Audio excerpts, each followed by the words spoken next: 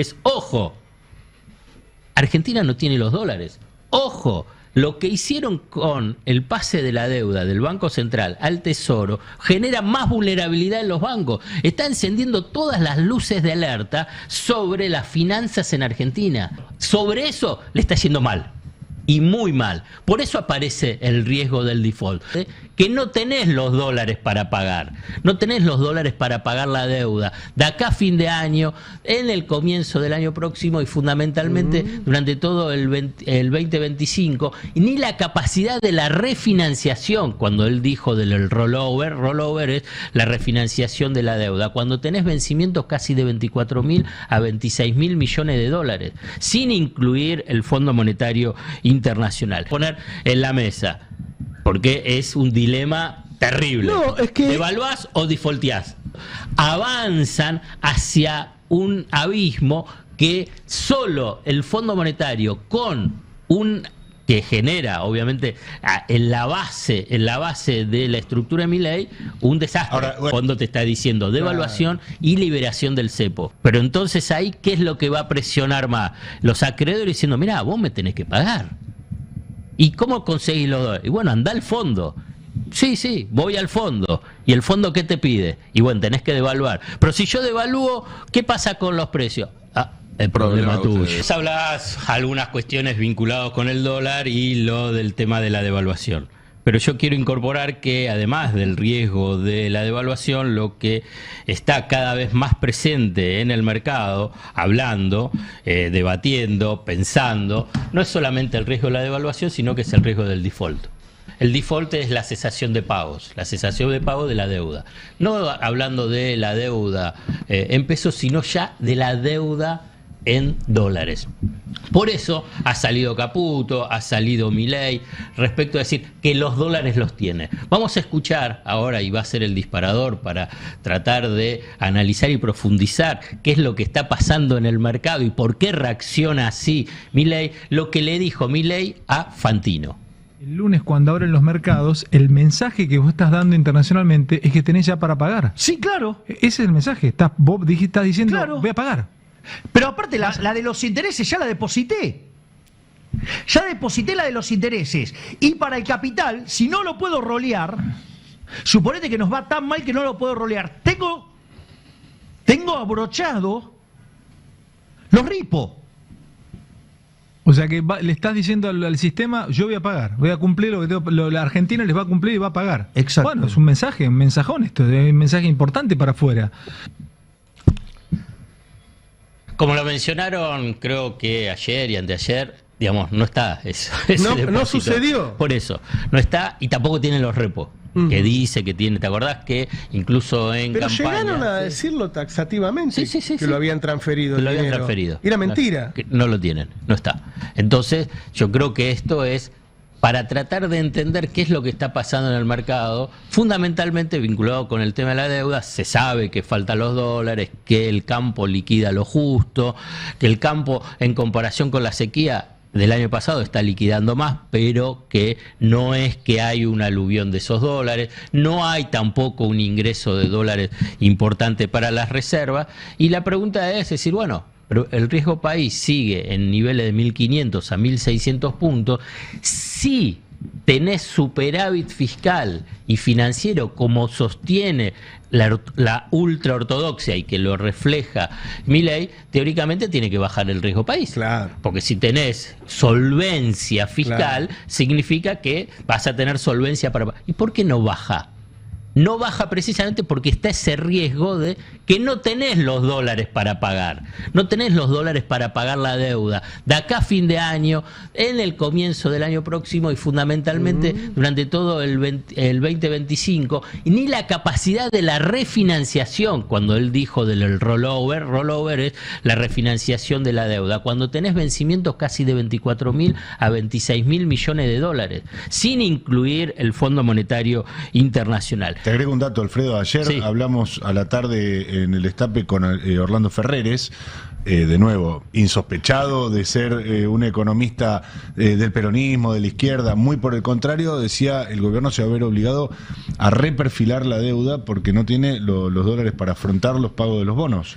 Bueno, el reperfilamiento, que es la palabra marketinera de del default. Claro, del default creada por el macrismo con la Cunza como el último ministro de Economía de Macri, es el default, es la cesación de Es pagos. un default sobre suave colchón de... Este me gusta más, ¿no? Este me gusta más. Bueno, fíjate que ya salieron las agencias de riesgo. Yo no estoy ponderando ni los análisis del mercado, simplemente es para entender la dinámica que se juega dentro de ese partido. Moody's, que es una de esas agencias de riesgo, que no significa que tenga la verdad revelada, no importa eso, sino que lo que está diciendo es, ojo, Argentina no tiene los dólares, ojo. Lo que hicieron con el pase de la deuda del Banco Central al Tesoro genera más vulnerabilidad en los bancos. Está encendiendo todas las luces de alerta sobre las finanzas en Argentina. Cuando el gobierno, que teóricamente, si vos hablás y escuchás, Caputo, Bausili, Milei, están obsesionados con las finanzas y con el superávit. Con el resto, la economía real está destruida, no hay un macroeconomista en el equipo económico, no tienen una lógica de pensar cómo tiene que funcionar las diferentes dinámicas económicas. Bueno, sobre eso le está yendo mal, y muy mal. Por eso aparece el riesgo del default. Entonces, default es cesación de pagos. Reestructuración puede ser voluntaria o el reperfilamiento, o compulsiva, que es leído también como default, la compulsiva. E incluso la voluntaria para las calificadoras de riesgo también tiene un nivel de categoría de cesación de pagos. O sea, hay una situación muy, muy crítica sobre un punto que además te agrego, incrementaron la deuda. No es que no incrementó la deuda durante este periodo de Caputo. Aparte porque Caputo, como ya lo mencionamos en más oportunidades, es el rey de la deuda e incrementa la deuda en dólares. Ahora bien, voy a dejar lo último. Hay un atajo al default que todos están visualizando, y la verdad que la ficha, el pleno, solamente está en el Fondo Monetario Internacional. Entonces a partir de ahí podemos especular, ¿el fondo le va a dar la plata? No le va a dar la plata, porque esa es la ficha que tiene para el gobierno para evitar el fondo default. pide devaluación. Bueno, claro, todo tiene una serie de condicionales. Entonces vas a poner en la mesa, porque es un dilema terrible. No, es que... ¿Devaluás o defaulteás? Bueno, pero si defaulteás, devaluás también. Bueno, pero vos defaulteás, vos devaluás y no vas al default. Vos devaluás, me vienen los dólares, entonces vos... Pero Sí. ¿qué pasa si vos devaluás y te suben los Disparada precios? de precio. Claro, entonces ahí con la bandera electoral, ¿qué haces cuando tenés en el 2025? Por eso avanzan hacia un abismo que solo el Fondo Monetario con que genera, obviamente, en la base de la estructura de Milei, un desastre. Ahora, hay un agravante, Alfredo. Si vos devaluás, asumamos que vos tomás la salida fondomonetarista, devaluás, ¿quién te garantiza que el Fondo Monetario va a prestarte la plata que vos estás reclamando en un escenario donde está discutiéndose la interna política de Estados Unidos, que es el que maneja el Fondo Monetario Internacional, y donde cada vez...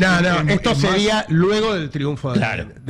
si Después gana de la- Trump. y Bueno, también, pero mirá, digo, están cifrando la expectativa en que va a ganar Trump, y la verdad que hay muchas dudas Y de eso. después El tema también es que ahí... Vos, Alfredo, decís que aún con el triunfo de...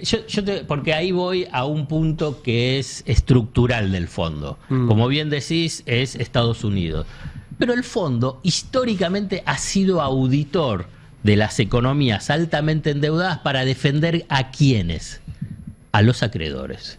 En su momento, década del 80, década del 90, era la banca acreedora tradicional, después los fondos de inversión y ahora también. O sea que en última instancia vos vas a ver que estás llegando al abismo y dices, no, que se vaya al default. ¿Quiénes van a presionar ¿quiénes van a presionar al Fondo Monetario Internacional? No son los republicanos ni son los demócratas. Son los acreedores. BlackRock. Sí, claro. Te pongo BlackRock Igual ahí- en el sentido de decir, escúchame, si vos le podés dar 5.000, 10.000 millones de dólares, es para que me paguen a mí, que es, para entender la lógica de lo que te estaba mencionando, no me remito a lo que fueron todos los anteriores créditos. El último de Macri. ¿El último de Macri cuál fue? ¿Por qué fue de ese monto tan extraordinario? Precisamente para pagarle a los acreedores. Ahora, ahí el Y ahí problema fue la sigue presión. siendo temporal. 20 de enero asume el próximo presidente de Estados Unidos. Cuando vos te metés hoy en día a ver lo que se está hablando en el mercado y demás, es que va a haber una devaluación el lunes que viene. Bueno, si vos... sí. Entonces, hay ahí un Bueno, pero ahí 5 es la meses de magnitud, diferencia. ahí estamos en la magnitud. La que se está especulando sobre la devaluación de próxima está vinculado con estos 10 puntos. Con la baja de- Claro, del impuesto país. Acá estamos hablando de una devaluación. Más El fondo- importante. Claro, el fondo te está diciendo devaluación y liberación del cepo. Hay un último informe, de la semana pasada, de Manuel Álvarez Agis, muy interesante, que analiza cómo fueron las intervenciones recientes del Fondo Monetario Internacional sobre Egipto y sobre Etiopía, ¿no? Sobre los dos últimos acuerdos, ¿no? Entonces, ahí hay un ingreso muy fuerte de dólares en Egipto por parte de Emiratos Árabes u otro de los países que están cercanos a Egipto, donde hicieron un aporte casi de 25.000, 30.000 millones de dólares. Y ahí el fondo le sumó otros 8.000 millones de dólares. Bueno, en Etiopía algo similar, obviamente con un monto muchísimo más bajo. Entonces aquí, como decís, Roberto, van a plantearon devaluación y liberación del cepo. El Fondo Monetario Internacional le va a exigir eso. Pero entonces ahí, ¿qué es lo que va a presionar más? Los acreedores diciendo, mirá, vos me tenés que pagar. ¿Y cómo conseguís los dólares? Y bueno, anda al fondo. Sí, voy al fondo. ¿Y el fondo qué te pide? Y bueno, tenés que devaluar. Pero si yo devalúo, ¿qué pasa con los precios? El problema tuyo. Claro. A mí me tenés que pagar. Claro. Che, vamos a la CGT. Vamos. Haciendo amigos. Que bueno, fue a San Cayetano. Y bueno, puede fallar. Entonces, ahora fue al Vaticano. Bueno, fue a Hablar con el dueño. Fue a San Cayetano, va a ir a ver al Papa, y San Cayetano lo que pide es, lo que se le pide es por trabajo. Bueno, lo que está tratando la CGT es de salvaguardar el trabajo de los delegados sindicales. Ahora vamos a ir a una conversación, pero entiendo que vos me estabas preguntando por esta audiencia que le otorga el Papa para el 16 de septiembre, a donde ya hay una delegación bastante resuelta, que va a tener a 2 de los 3 secretarios generales. Ahí están Héctor Daer y Pablo Moyano, mostrando también que están bastante encaminadas las relaciones internas. Parecía que en algún momento se iban a agrietar. Es un movimiento pendular, ¿no? Todo el tiempo se agrieta un poco, se suturan las heridas, es una dinámica casi constante. Y el Papa, que por sobre todas las cosas es un político y es un tiempista, tomó, como hace habitualmente, un pedido preexistente de la CGT de audiencia y dijo, es un buen momento para que yo me saque una foto con los dirigentes sindicales de la Argentina, en momentos donde el gobierno está produciendo un empeoramiento de las condiciones socioeconómicas de la Argentina. Ahí vamos a tener entonces esta audiencia con el Papa. Por ahora, hasta anoche, a última hora, estaba confirmada la fecha del 16 de septiembre. Podría haber eventualmente un corrimiento de una semana, pero está asegurado que va a ir. La última vez que el Papa recibió a dirigentes sindicales fue cuando se estaba discutiendo la ley Bases, entre otros puntos, las empresas privatizables, y el Papa se sacó una foto con una bandera de Aerolíneas Argentinas. Por eso digo, si hay alguien que conoce del manejo de los tiempos y si hay alguien que no desacopla de la realidad cotidiana de la Argentina, es Jorge Bergoglio, incluso mucho más que muchos de los dirigentes que él recibe, ¿no? Que a veces parecen más desacoplados que él, que está con mucha distancia y con otras urgencias en la cabeza. Pero en paralelo con esto, Roberto, hoy contamos en el Destape una novedad de algo que va a ser inminente. Hace muy pocas horas, Federico Sturzenegger, el ministro de Desregulación, confirmó que se va a dar a conocer la reglamentación del capítulo laboral de la reforma laboral. Uno de los capítulos troncales. Me tiene confundido porque él dijo que era falso lo que vos tuiteaste. Sí, sí. Bueno, está por verse si es falso, porque la verdad que lo que negocian los funcionarios del gabinete no muestra esa falsedad. En su momento habíamos dicho que el gobierno estaba estimulando un proyecto de ley de Martín Tetaz para estirar la jornada laboral. Es cierto que también Martín Tetaz dijo que ese título era falso, pero cuando le preguntamos al aire en esta radio, le quisimos preguntar, bueno, pero ¿cuál es la jornada laboral? Y él durante 10 minutos se negó a decir cuál era la jornada laboral, que es de 8 horas en la Argentina. Es bastante sencillo responder eso. La ley de jornada laboral dice no más de 8 horas y el proyecto de ley de Martín Tetaz dice derógase el artículo que le pone un límite de 8 horas para que puedan ser hasta 12 horas y después te lo venden como el día Osvaldo. Claro, si vos laburás 12 horas, 4 días seguidos, capaz que el quinto día podés descansar en tu casa. ¿Por qué Osvaldo? Por una publicidad de cerveza de hace 20, 30 años en la Argentina, que romantiza esta idea de tenés un día libre, claro, pero el día libre te lo ganás, entre comillas, deslomándote los otros 4 días de la semana. Eso es un poco la dinámica. Porque ya hay convenios que tienen este régimen, por ejemplo el de los neumáticos, y eso despierta una lucha periódica de los trabajadores que rechazan justamente ese sistema de día franco en función de la demanda de horas laborales por parte de la empresa. Sí, igual técnicamente no es ni siquiera el día Osvaldo, porque en el neumático claro, se trabaja 6 días a la semana y se descansa los 2 siguientes, con claro, lo cual jamás te toca un fin de semana. Pero sí tiene es una discusión de los trabajadores que no aceptan que claro, les planteen un trabajo casi a destajo.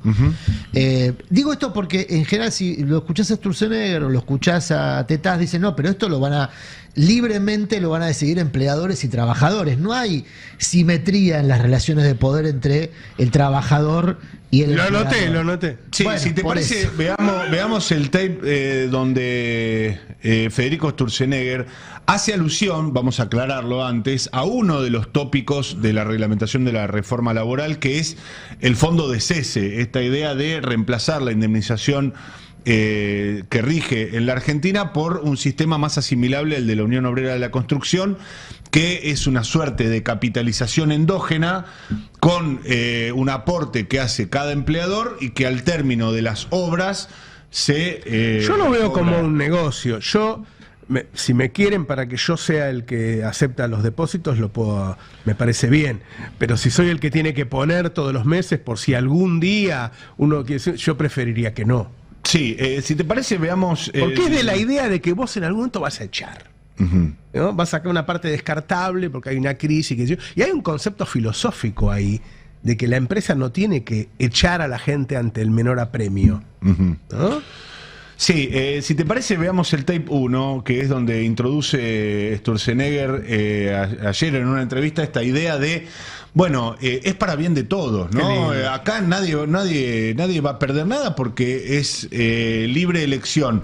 Recordemos algo muy concreto, la libertad de elección en un mercado laboral de retracción permanente, de despidos masivos, de baja de salarios, no existe. Es decir, la libertad se ejerce cuando existe algo que repartir. Cuando no hay nada que repartir, la única libertad que hay es la que tiene el empleador de producir una rebaja salarial sin que nadie se queje, de producir despidos sin que haya una reacción, pero lo vemos a Sturzenegger. El capítulo laboral, estamos a días de que se dé a conocer. Bueno, hablemos de eso. Hablemos. Y tiene una cosa, para mí una parte que es como... maravillosa. ¿Qué es lo que va a cambiar? No, nosotros le vamos a permitir que empresarios y trabajadores se pongan de acuerdo sobre cómo definir ese régimen laboral en su sector. A mí lo que me parece que es interesante de esta reforma es que históricamente en Argentina el tema de la reforma laboral se interpretó como una cosa antagónica. O sea, están los que hacían la reforma laboral porque querían beneficiar a los empresarios, ¿ok? Y estaban los que querían hacer la reforma laboral porque querían beneficiar a los trabajadores, como si fuera uno u otro, y que si uno gana, el otro pierde, y de qué lado te pones. Javier Milei tiene otro concepto absolutamente diferente, que él nos dijo: solo se puede hacer una reforma laboral si es mejor para los trabajadores y es mejor para los empresarios. Qué lindo. El sistema El fin de que la ellos van a clase. tener que diseñar ellos. No va Sí. a ser el gobierno. Bueno, es el disparate Porque clásico. no hay intereses contrapuestos. No, pero ese es el disparate clásico de la derecha emocional de la Argentina, que asume que empleadores y empleados son equivalentes. Digamos, que no hay una relación de poder, que no hay una prevalencia del capital por sobre el trabajo. Son personas que libremente se asocian, bueno, en alguna oportunidad, perdón la autorreferencialidad, invitados en un programa de televisión, me tocó sentarme a la mesa con Javier Milei, donde él sostenía con mucho énfasis que el trabajo era libre en la Argentina y que si a vos no te gustaban las condiciones laborales te podías ir. Y él respondía también muy enfáticamente, yo le decía, bueno, pero no hay una libertad plena para un trabajador que lo único que tiene que hacer es llevar un plato de comida a la casa. La respuesta de Javier Milei en esa oportunidad fue: bueno, falta que digas que existe el trabajo esclavo en la Argentina. Le dije, pero por supuesto que existe el trabajo esclavo. Es decir, Javier Milei desconocía por completo, nuestro presidente, que existiera trabajo esclavo. Que Elegía desconocer. Que hubiera inspección. No estoy tan seguro, ¿eh? No estoy tan seguro porque había un dogmatismo en sus respuestas donde obviaba por completo la existencia de las inspecciones en establecimientos rurales, donde obviaba por completo las inspecciones en establecimientos textiles de la propia ciudad de Buenos Aires, a donde 2x3 se encuentran trabajadores esclavizados, literalmente, chicos que trabajan, Pero, nenes. a ver, laburar acá en la esquina por 300.000 pesos por 8 horas por día es casi menos que esclavo. El esclavo le daban para comer, para que se vista, y si se enfermaba algo le daban para curarlo porque lo necesitaban. Y con 300.000 pesos no te alcanza para todo eso. Pero sabes que esto que cuenta Mariano es clave, ¿eh? Porque la ignorancia de Milei sobre muchos temas permite que los que rodean a Milei profundicen sus negocios. Exacto.